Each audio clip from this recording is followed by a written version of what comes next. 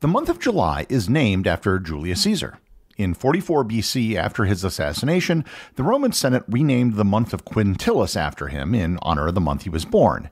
The fact that he was appointed dictator for life probably had something to do with it. All of the emperors that came afterwards never changed it, so instead of Quintilis, we now have July. So stay tuned for the Quintilis episode of Questions and Answers on this episode of Everything Everywhere Daily.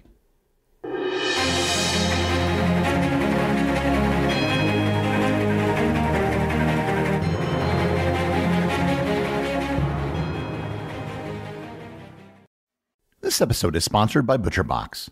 As we gear up for the 4th of July, there's one thing on everybody's mind: barbecues and cookouts. And what's the secret to an unforgettable cookout? High-quality meat, of course. And that's where ButcherBox comes in. ButcherBox delivers 100% grass-fed beef, free-range organic chicken, heritage breed pork, and wild-caught seafood right to your doorstep. No more last-minute runs to the store or settling for subpar cuts. With ButcherBox, you get the very best every time. Plus, all their products are humanely raised with no antibiotics or added hormones. It's quality you can taste and feel good about. Celebrate Independence Day by going to butcherbox.com/daily and use code DAILY60 at checkout to enjoy your choice of bone-in chicken thighs, top sirloins, or salmon in every box for an entire year. Plus, use code DAILY60 to get an additional $20 off your first 3 orders. Again, that's butcherbox.com/daily and use code DAILY60. Think you know the Brooks Ghost? Think again. Introducing the all-new, better-than-ever Ghost 16. Now with nitrogen-infused cushioning for lightweight, supreme softness that feels good every step, every street, every single day. So go ahead. Take your daily joyride in the all-new nitrogen-infused Ghost 16. It'll turn your everyday miles into everyday endorphins. Let's run there. Head to brooksrunning.com to learn more. Let's jump right in with the first question. It comes from Nafisa Scott, who asks, "Hi, Gary. I must just say thank you for such a great, informative, and concise podcast about everything everywhere. I loved your recent episode on air conditioning. It got me thinking. What do you think are the top 3 contributors to the advancement of today's world?" Well, that's actually a very difficult question. To use your example, air conditioners have indeed been very important to the creation of the modern world for all the reasons I mentioned in the episode. However, air conditioners are dependent upon electricity. No electricity, no air conditioning. The same holds true for something like the internet. The internet, as important as it is predicated on computers, which in turn is predicated on electricity. So if I were to pick 3 things, electricity and electrification would have to be on the list. The next thing would probably have to be the development of the heat engine. And I'm using heat engine here as a catch-all for both the steam engine and the internal combustion engine, which, while different, have a similar lineage. And this would cover most transportation and industrialization, as well as the creation of electricity. And finally, I've covered this on several episodes, I would have to include the development of germ theory.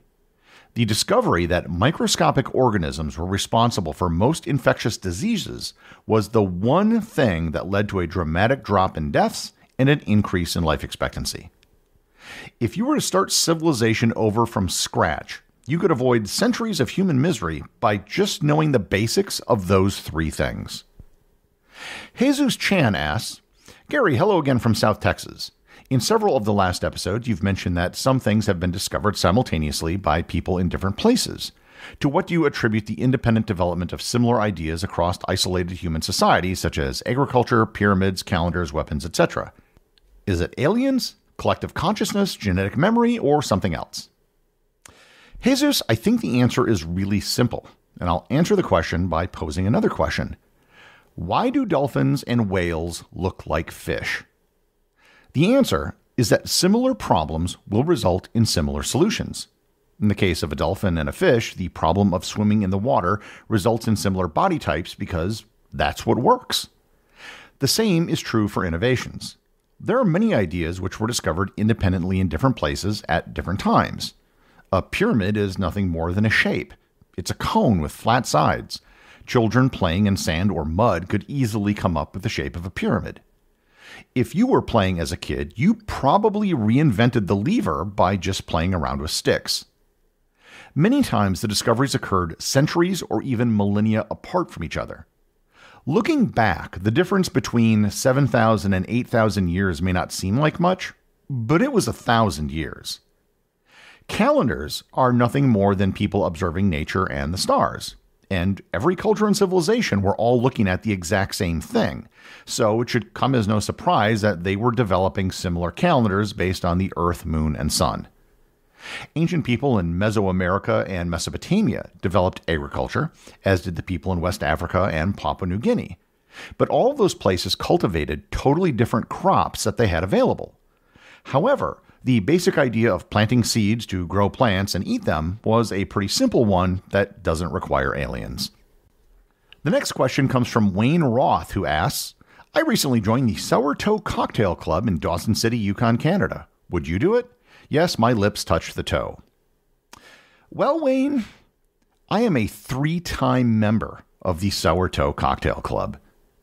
And for those of you who are wondering what a sourdough cocktail is, it is a cocktail served at the Downtown Hotel in Dawson City, Yukon, and it consists of whatever alcohol of your choice that you want, and a severed human toe. I kid you not. I will leave this as a homework assignment for all of you if you want to research it more, but the motto of the Sourdough Cocktail Club is, drink it fast or drink it slow, your lips must touch the toe. Kevin O'Keefe asks, most of us that listen to your show clearly are lifelong learners, and I know that you have mentioned that this is one of the objectives of your podcast to have citizens throughout the world be more knowledgeable. Anyone that went to high school or college can relate to cramming for a test. Weeks later, everything that we learn is probably lost again because content hasn't been recycled or used or reflected on. What I'm getting at, Gary, is since you have this huge volume of content that you've learned, have you figured out how to retain a lot of this long term? I know there's no magic pill for this, but if students can use some tricks or strategies that you've used, I'm sure we would all be more educated as a society and better for it. Kevin, what you have identified is a huge problem. Whenever we hear people talk about education, they usually talk about students' test scores. And that's fine, but student test scores is not the goal of education. The goal is to produce knowledgeable and informed adults. The result of general knowledge tests given to adults is truly depressing. Most people, after having spent years in education, come out having learned next to nothing. The average person couldn't pass any final exam in any class that they took past grade school. And I could talk for hours on this subject, but here are some fundamental things that I think. The first is that you are ultimately responsible for your education. If someone doesn't want to learn, if they aren't curious and they don't care, the best teachers cannot make them learn. You cannot inject knowledge into someone. However, if somebody wants to learn, such as the great 20th century mathematician Ramanujan, then it's hard to stop them from learning. Second is that learning never ends. Never. Too many people think that learning is only done in a classroom when you're a child or a teenager. That is when classroom instruction ends, but it is not the end of learning. And third is that sometimes you have to encounter things multiple times to make it stick. I took a trigonometry class in high school, which was nothing but memorizing things like the sine function was opposite over the hypotenuse of a triangle. I took a physics class and I never knew when to use the sine or cosine of something. Later on, someone explained the trigonometric functions using the unit circle. And everything clicked and suddenly made sense. My entire semester of trigonometry was learned in an instant. Once I understood that, then I didn't need to memorize everything. I could just figure it all out from first principles. Publishing encore episodes isn't just a way for me to take a day off. Although, yeah, that's a big part of it. It's a way for people to hear something that they might have last listened to 1 or 2 years ago and serve as a refresher. When I watch a movie or read a book for a second time, I always pick up something new that I didn't notice the first time. Today, there are many different ways that you can learn almost any subject for free online. There are countless YouTube channels that will explain any topic, as well as articles and, of course, podcasts. And if you don't understand it after consuming something from one source, just go check out another.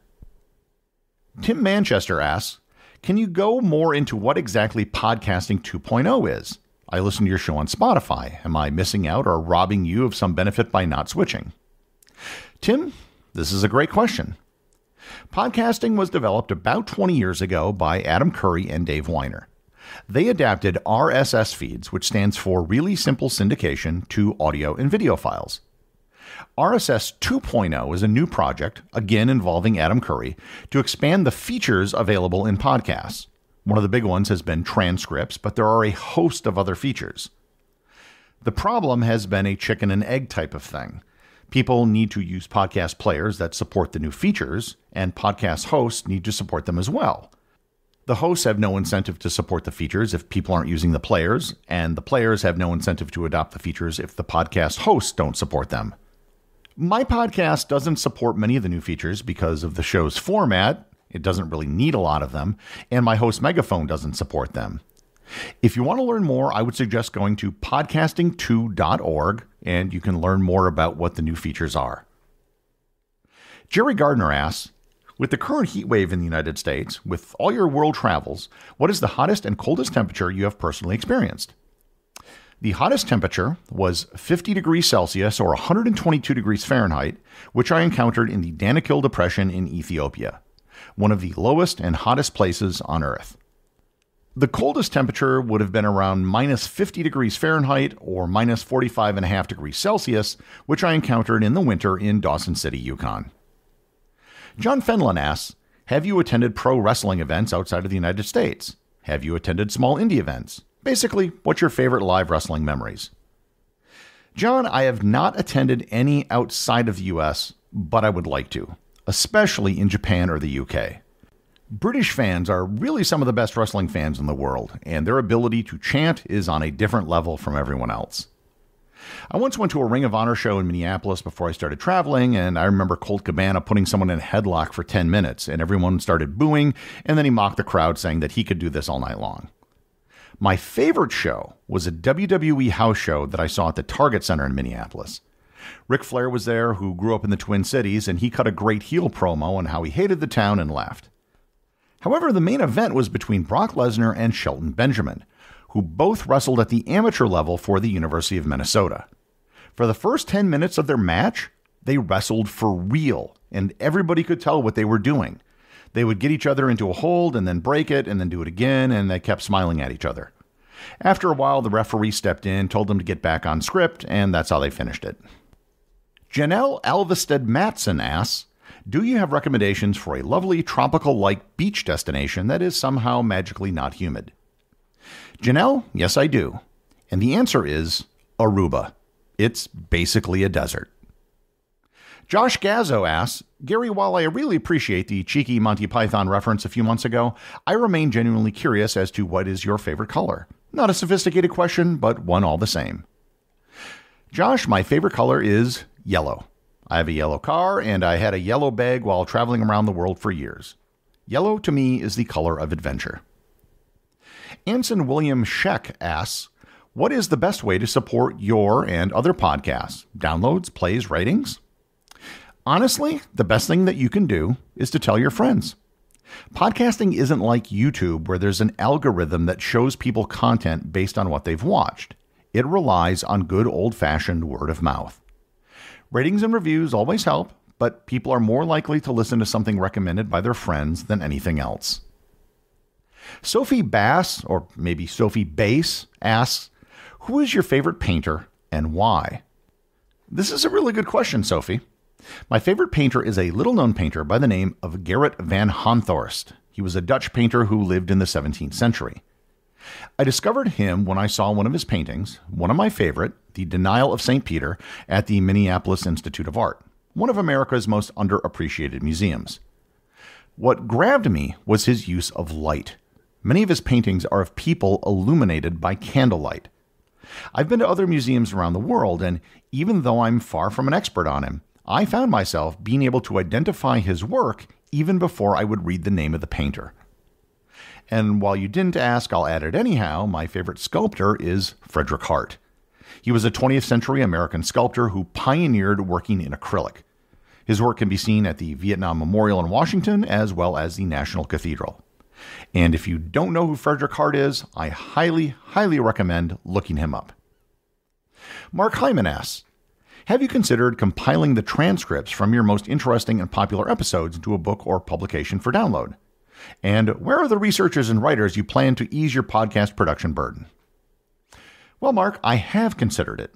And if I did, I probably need to spend time editing the scripts. One of the reasons why I'm able to produce a show every day is because the ear is more forgiving than the eye. We talk and hear people speak in a first draft every day. We're used to it. However, when we read, we are much more discerning. So I would need to hire an editor to go over the scripts to edit them for print. As for the researchers, I haven't found any yet, but to be fair, I also haven't looked very hard. I did put out a job posting in one of the travel writer groups that I'm in, and the responses I got back seem to indicate that they just don't understand what the show is about, and it would take them weeks to do what takes me a few hours. Our last question comes from Kyle Dunham, who asks, have you considered making merchandise available to the general public and not just to subscribers? Everything Everywhere Daily merch would make for nice gifts to fans of the show, and it would be fun to get the word out to more people about the podcast. Thanks for all you do. Well, Kyle, I absolutely have considered it, along with a host of other projects like an ad-free subscription version of the show. The only reason things are available on Patreon right now is because they handle everything and I don't have to do anything. It all comes down to the same problem. Every day, my top priority is getting out the next episode.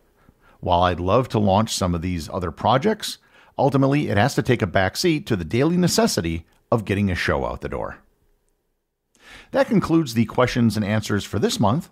If you want to ask a question next month, then just join the Facebook group or the Discord server, the links to both of which can be found in the show notes. The executive producer of Everything Everywhere Daily is Charles Daniel. The associate producers are Benji Long and Cameron Kieffer. I want to give a big shout out to everyone who supports the show over on Patreon, including the show's producers. Your support helps me put out a show every single day. And also, Patreon is currently the only place where Everything Everywhere Daily merchandise is available to the top tier of supporters. If you'd like to talk to other listeners of the show and members of the Completionist Club, you can join the Everything Everywhere Daily Facebook group or Discord server. Links to everything are in the show notes.